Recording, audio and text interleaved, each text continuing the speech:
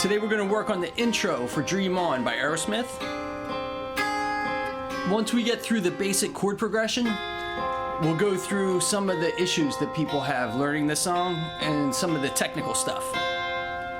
So the first chord, it's starting with an F minor chord. So we're going to be 5th fret on the G, 6th on the B, and 4th on the E.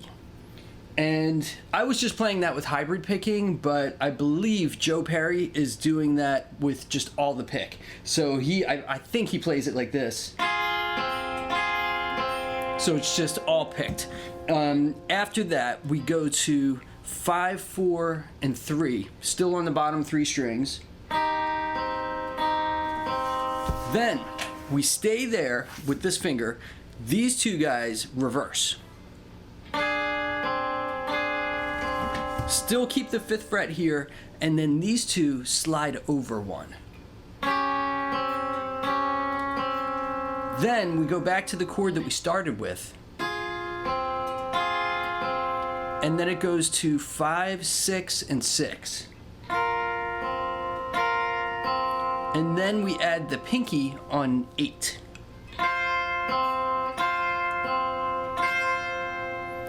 One common issue that I see when people are learning this with tablature is that they'll do 2 notes and then just 1.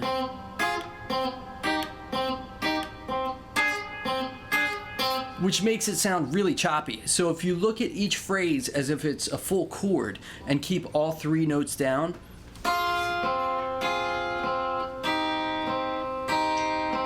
that will make it much smoother. Now, another issue that a lot of people have on this song, once you start getting the basic chords down, each chord by themselves might sound good.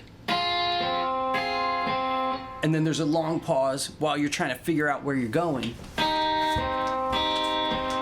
Long pause. Take it really slow, but try to get it with no pauses in there, even if it has to be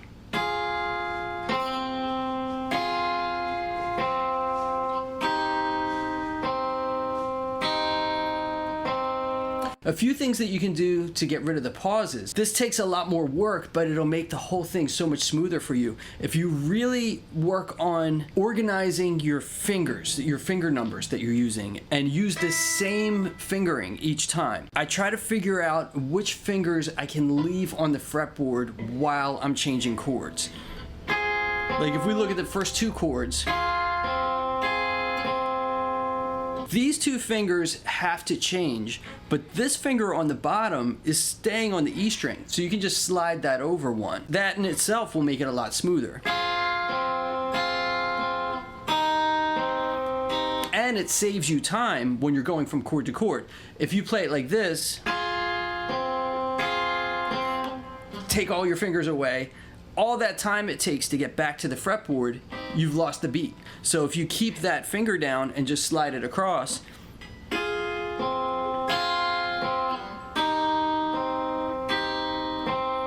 let's actually do that a couple times. Just those 2 chords, but the main thing is keeping that finger down.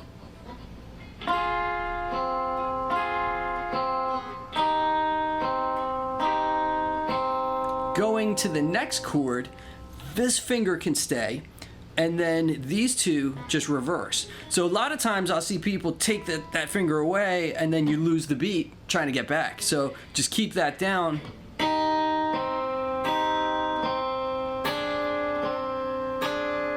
And then same idea going to the next chord, keep that down, and then just slide. You could even keep all of them down, and then just slide over.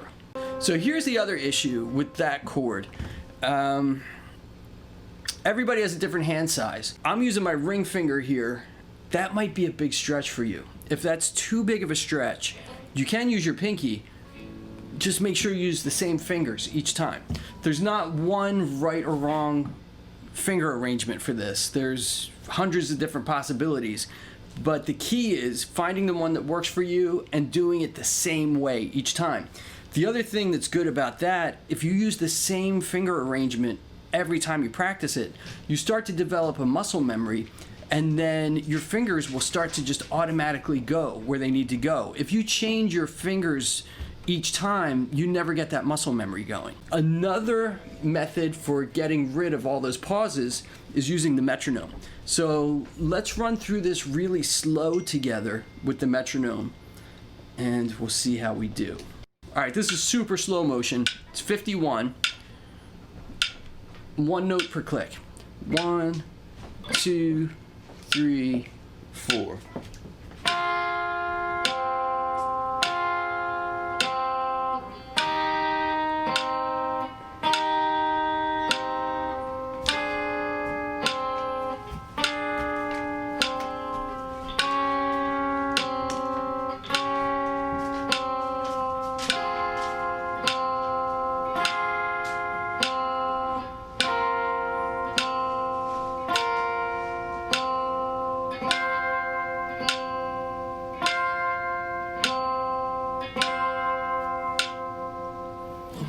When you're leaving this chord and then going to the F minor again, one thing that I try to do, I don't necessarily get this each time.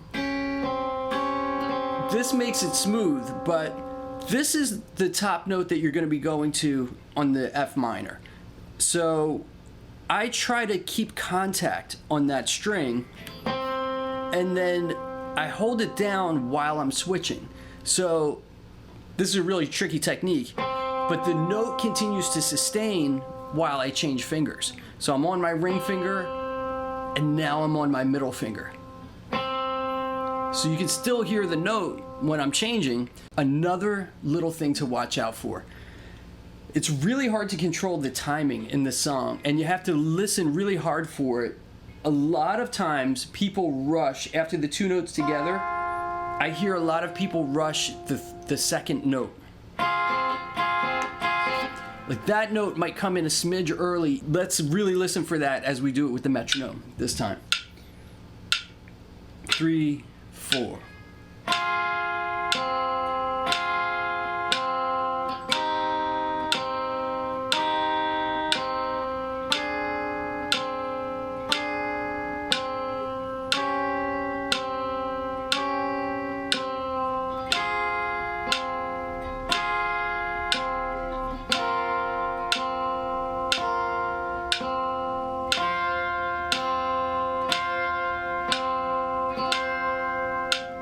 Awesome.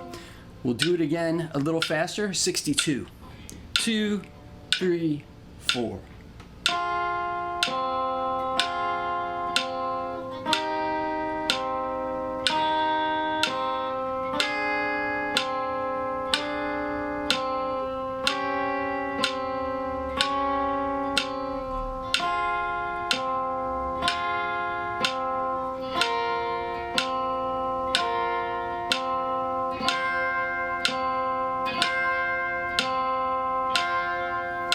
All right, let's jump it up to 70. 2, 3, 4.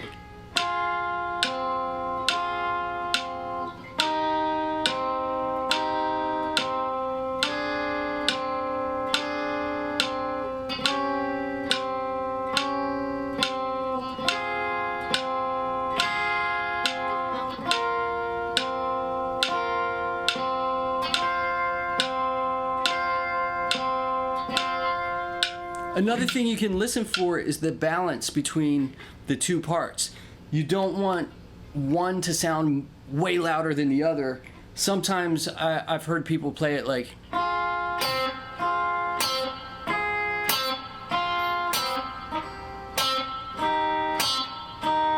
and that's an exaggeration, but you want it to be somewhat even. But just listen to it as you play. Let's go a little faster again. 1, 2, 3, 4.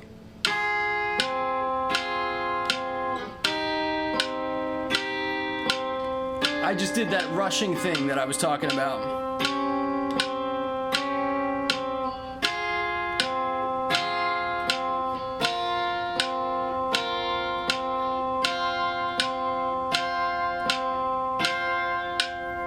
So I just rushed one of those single notes too. So that's something to always listen for as you're practicing. So let's go 91. 1, 2, 3, 4.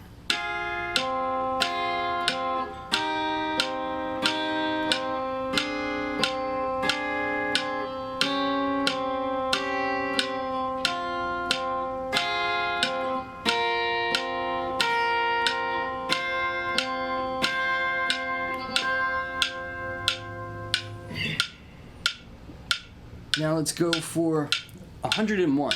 1, 2, 3, 4.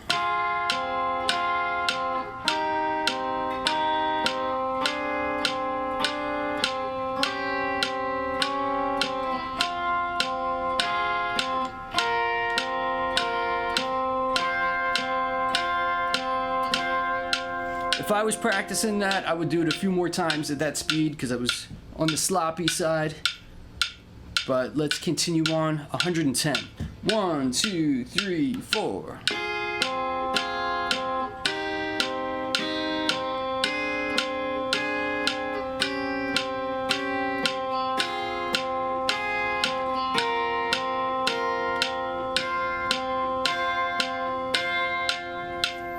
So just to review a couple of those technical things, make sure that you're holding it down as chords and not doing 2, 1, 2, 1, 2, 1, 2, 1.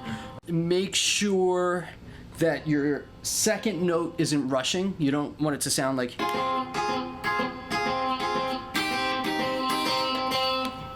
And play it with the metronome to try to get rid of those pauses. Keep your fingering the same each time you practice it. That's really, really important for this song. The other thing that you can do when you're working on this, some of these chords are really unfamiliar to a lot of guitar players because the song was written on piano. So it's not like your typical, E major, D, kind of like first position voicings. They're a little unusual. So this chord is really, really awkward for a lot of people, and then going to this transition back to the F minor is really tough. So instead of just doing the whole riff over and over again, isolate the parts that you're having trouble with. So just this chord.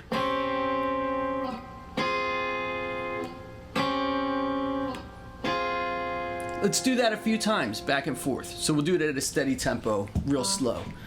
1, 2, 3, 4, 2. We'll hold each one for 2. 2, 2, 2, 2. Anytime I have a song that's a really tricky chord progression like this, I'll literally do those chord changes thousands of times if I need to. If I'm watching a TV show, I'll just keep looping that over and over again until I can get it, as quick as possible. The other thing that will help you a ton with going through this chord progression, if you can move all of your fingers at the same time, you'll get to the chord changes a lot quicker. If you play it like this, that will be a lot more efficient than if you did something like...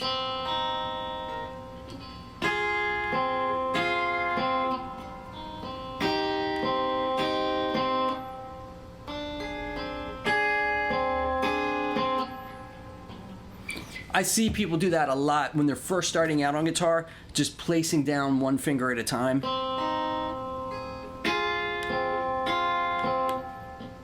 And just that extra time of placing each finger will create a little pause between your chords, and then you end up sounding like...